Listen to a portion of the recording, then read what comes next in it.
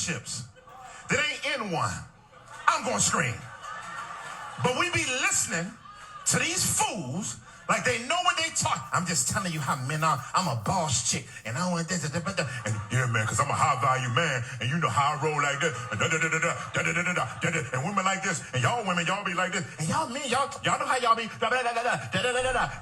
everybody going back and forth. Nobody's been married. Nobody's had a successful relationship. They just have a high body count and a big mouth and a camera. They're giving you their experiences of failing in relationships.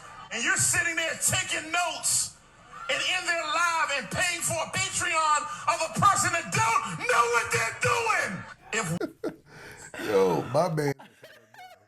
He fed up. He fed up. No, Look, I understand. I understand where he's coming from. Yeah. He looks like he's around our age. Yeah. So he's probably been married for quite a long time, just like we've been married for a long time. And, you know, the internet is what it is. You know, people are going to monetize this thing, and they're going to talk, and they're going to say salacious things, and they're going to try to get their point across. And he's right. A lot of people are just speaking from their hurt. Some people are speaking about things they don't even know nothing about. Let me tell you something about marriage. After all these years, one thing I learned about marriage is that it is truly a evolving micro. It's like its own ecosystem. Mm-hmm. Like every marriage is its own ecosystem. Mm-hmm. And then on top of that, not only have we been married for a significant amount of time, we're also coaches, marriage coaches. So we've seen the inner workings, the intimate details of a lot of different marriages and a lot of different dynamics. And I'll say there's one theme that I could say there has been throughout all successful marriages that I've known, including ours, and including a lot of couples that we've helped over the years. And that theme is that of mutual respect. Oh, yeah. We talk about respect in a lot of different ways, and we talk about how men need respect, and we do, but we don't really talk about mutual respect. There's a lot of things that you can do in a relationship that breaks the respect barrier. So for a woman, the worst thing you could do to a woman is embarrass her publicly especially. And a lot of times that boils down to a lack of mutual respect. You know, just not understanding that there are things you can't just do when you're married as a man, and there are things you can't do as a woman. You can't yell at your husband in public when you're married. You can't disrespect him online and, you know, just talk about him any kind of way, talk to him any kind of way. Mm-hmm. As a man, you can't obviously do the big nasty things like cheat on her, beat on her, like those things. But really, there's when you're at work and she's not with you and you're flirting with the secretary, that's disrespectful. You're disrespecting your wife.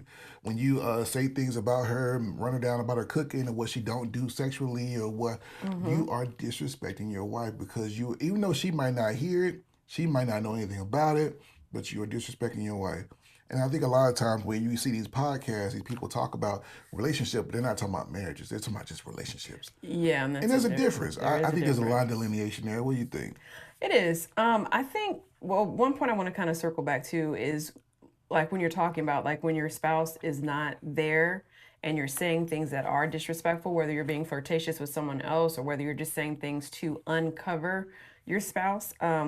When you uncover something, you expose it to whatever it's around. So be ready for criticism, be ready for people, you know, taking shots, be ready for people kind of coming at you in an inappropriate way. So just be mindful of any time you're uncovering your spouse, to your boys, to your girls, to whomever, that you're opening your spouse up to criticism. Because here's what happens. A lot of times y'all get in an argument, you get into a fight, you're mad, you vent, you make up, and then the people you vent it to, they're like, I still don't like them.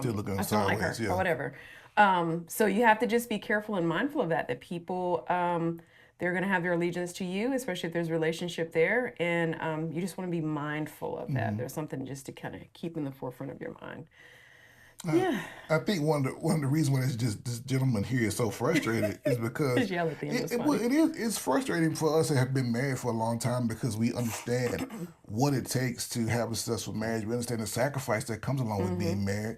We also understand the nuances that come along with being married to somebody. And it's not all one way. It can't all be, you know, where the man's just completely and totally, utterly in charge of everything and they can't even breathe without him saying so. And it can be the other other end of the spectrum where the woman is completely, utterly out of control. She can't be checked. She can't be told nothing. She can do what she Right. want to do because she make money and she don't, whatever dynamic you have, it has to be some nuance to it. And I know that a lot of these people out here, they're trying to make money and they're trying to, some of them genuinely want to help. They don't know what they're doing. They're just talking crazy. Yeah.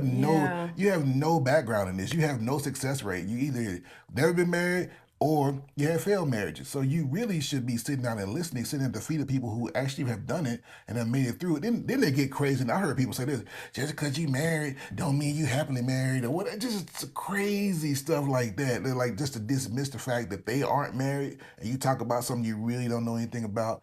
Perhaps. I'm not a doctor, right? So why would I be like, oh, you broke your leg? Yeah, come on, let me pat you up.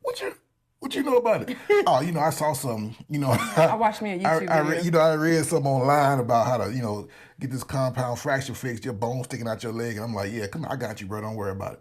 No, you don't. Just as foolish as that sounds, that's how foolish you sound when you talk about things that you don't know anything about. If you haven't been married, or you had a failed marriage, or it didn't work, you can talk about what you learned.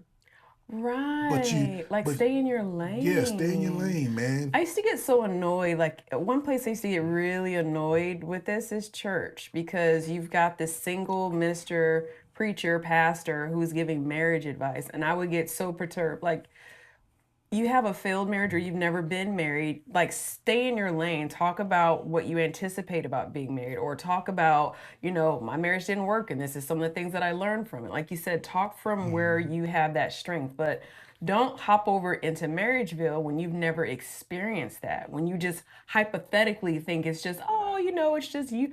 He's gonna be like this and she's gonna be like this and y'all come together and you won and you're just one big happy family. No, it's a lot of work. In between. Yeah. It's a lot of work. And then there's this thing called seasons, where we've talked about it in our on this channel before. Like, the people we were when we first got married, we've evolved, we've changed, we've grown, and your relationship has to evolve and change and grow if you're going to stay together. So just stay in your lane is all we're saying. Like, if you've not been married, don't talk about marriage stuff.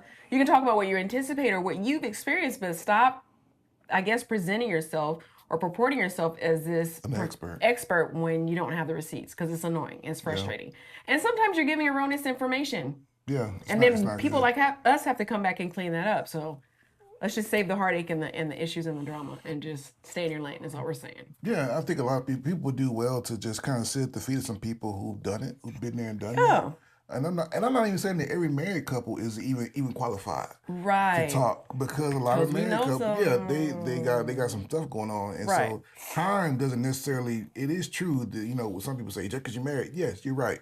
Time doesn't necessarily prove anything, but what it does prove is that couple is willing at least willing to work, or at least willing to have a mutual corner that they can go to. Right. So that does prove a few things, but when you have no experience in the area, it's tantamount to, I'm not a millionaire. My wife will tell you I'm not a millionaire, so I'm not going to sit and try to tell you how to be a millionaire. We never did. It's those type of things. So if a person doesn't have receipts on something, just be careful what you're consuming, because a lot of times people will they'll sell you a dream, they'll tell you anything just to get a click or a view. Or they'll say something salacious just to get, viral or whatever. But at the end of the day, you take that crap into your relationship, which is the dumbest part of it all. Like, you heard somebody say, well, your man need to get up every morning and make you this, and he need to do this for you and treat you like the queen that you are, and blah, blah, blah. And then the one morning he sleep in because he didn't work the 12-hour shift. You looking at him like, I saw online that you're supposed to be. Like, stop. That's not real world. That's not real life. Maybe it's not your marriage. Maybe it's not the lens through which you need to view. Maybe it's not his personality. Maybe it's all of that, all those type of things, it really, one thing I've learned, a few things I've learned, but this is definitely one, is that when it comes into marriage, every marriage, like I said, it has its own ecosystem. And so you have to learn what works for you guys. You got to learn, there's a few hard, fast rules. Right. But you have to learn what that ecosystem is in that marriage, and what the exchange rate, what's the value that you want out of this marriage? Because not everybody wants the same thing out of marriage. True. Some people are totally and completely good with just having kids, and some women are like, oh, I don't care what you do as long as you come home. Now, that may not sit well with you. Right. It wouldn't sit well with me. It wouldn't sit well with her. Right. But if that is what's working for those people, and they don't claim to be anything other than what they are, that ain't none of your business. Yeah. It really isn't. It really isn't. I don't think that that's a great way to Right. have a family, but that ain't nothing to do with what I think. If it works for them, it works for them.